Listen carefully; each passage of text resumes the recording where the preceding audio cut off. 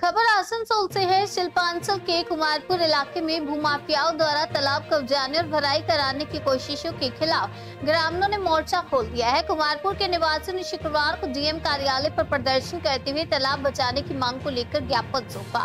गोवर्धन मंडल के नेतृत्व में सैकड़ों ग्रामीण जुलूस के साथ डीएम कार्यालय पहुंचे और तालाब की स्थिति पर प्रशासन का ध्यान आकृष्ट किया। तालाब भराई का आरोप ग्रामीणों के मुताबिक कुमारपुर मौजा के सार्वजनिक उपयोग वाले निबंधित तालाब का क्षेत्रफल 1 एकड़ 5 शतक है। यह तालाब पहले गांव के कुछ परिवारों के स्वामित्व में था, लेकिन कुछ साल पहले कन्हई लाल नामक व्यक्ति और उनके सहयोगियों ने तालाब के 29% हिस्से को खरीद लिया। इसके बाद तालाब को धीरे धीरे दीवारों से घेर दिया गया और रात के अंधेरे में इसे भरने का सिलसिला शुरू हो गया। ग्रामीणों का कहना है कि इस तालाब और नुनिया नदी के पानी का उपयोग पहले लोग कपड़े धोने और नहाने के लिए किया करते थे। अब बढ़ती जनसंख्या के कारण पानी की किल्लत हो गई है। ऐसे में तालाब का बचाव बेहद जरूरी है। ছোট থেকে আমরা পুকুর দেখে আসছি, আর এই গ্রামের পুকুর আমাদের বন্ধ করে দেওয়া হচ্ছে। আমরা কোথায় যাব? পুকুর ছাড়া আমাদের গ্রাম চলবে না। আমাদের কুমারপুর গ্রামে এত লোক মারা যাচ্ছে, সৌরকর্ম খড়কর্ম কোথায় করব? আমরা তো বাড়িতে করতে পারি না। আমাদের গ্রামের মানুষ আমরা 100-150 মানুষ তো খড়কর্ম করি, তা আমরা কোথায় এটা করব? আমাদের এই যে অসুস্থ অবস্থায় আমরা বাইরের গ্রামে বাইরের পুকুরে গিয়ে করতে যাচ্ছি, এটা কি উচিত আপনাদের বলুন? হ্যাঁ, পুকুরটা আমাদের ভাড়াটি করে দিচ্ছে। আমরা পুকুর চাই, আমরা যে কোনো মূল্যে আমাদের পুকুরের দরকার, পুকুর চাই। আমার নাম রেখা মন্ডল। আমাদের অভিযোগ হচ্ছে একটা পুকুর, যে পুকুরটার আপনার সাধারণের ব্যবহার যে রেকর্ডভুক্ত পুকুর, এই পুকুরটাকে গত কয়েক বছর আগে ওই কানাইলাল শর্মা এবং উজ্জ্বল শর্মা, শঙ্কর শর্মা একটা শেয়ার কিনে নেয়। শেয়ার কিনে বাকি 71% শেয়ার গ্রামের মানুষের এইটুকু শেয়ার কিনে ওই জায়গাটাকে ঘিরতে শুরু করে, পুরো ঘিরে নেয়। ঘিরে পরে যে ফ্ল্যাট হয়, ওখানে ফ্ল্যাটের মাটিগুলো সব ওই পুকুরটাতে ভরাট করেছে।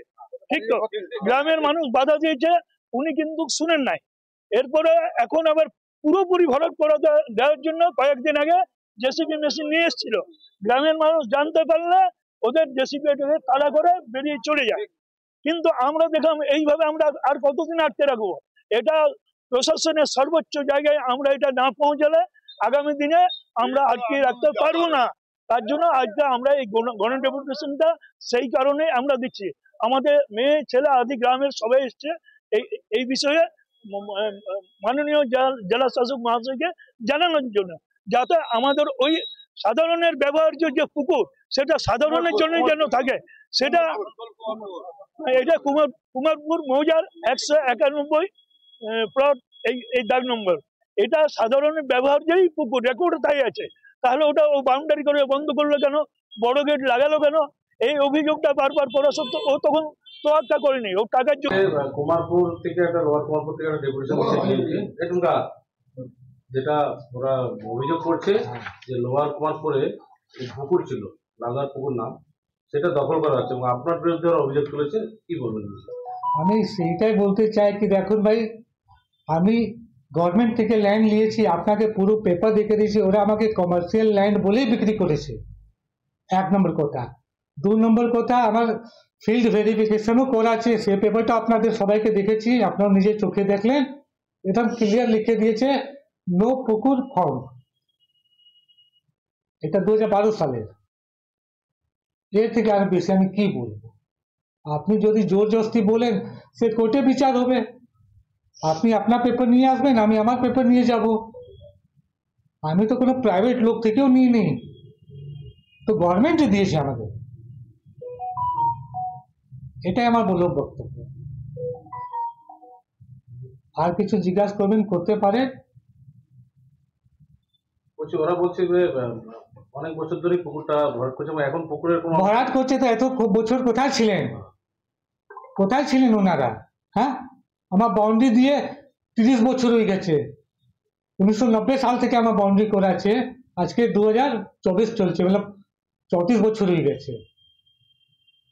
আমি ভরাট করতাম, তাহলে বাউন্ডারিটা ভাঙলো কোথা থেকে আর গাড়ি ঘুষলো কোথা থেকে? আপনারা তো কমসে কম 20-25 বছর এখানকার বাসিন্দা, একটা ছোট চুরি হলে আপনাদের রিপোর্ট সব রিপোর্ট চলে যায়, আর এত বড় পুকুর ভরা হবে, রিপোর্ট যাবে না? ওই 16 একর যখন তৈরি হয়েছিল তখনই গভর্নমেন্ট সব করেছিল, ওই রোডটাও তো পুকুরের মধ্যে আসছে। পুকুর রোডও তো আসছে, ও পুকুরটা কোথায়, বাকি পুকুর কোথায় গেল? গভর্নমেন্ট ডেভেলপ করেছে তবে তো। আপনি বলছেন কোনো পুকুর ছিল না, মানে আমি ভাই দেখুন আমার চোখে আমি জানি না, আপনি কার কাছে জমিটা কিনেছিলেন? আমি নূর থেকে নিয়েছিলাম। সরকারের কাছে ডাইরেক্ট নেন? ওর পয়সা ছিল না তখনই আমার থেকে পয়সা নিয়ে নিল।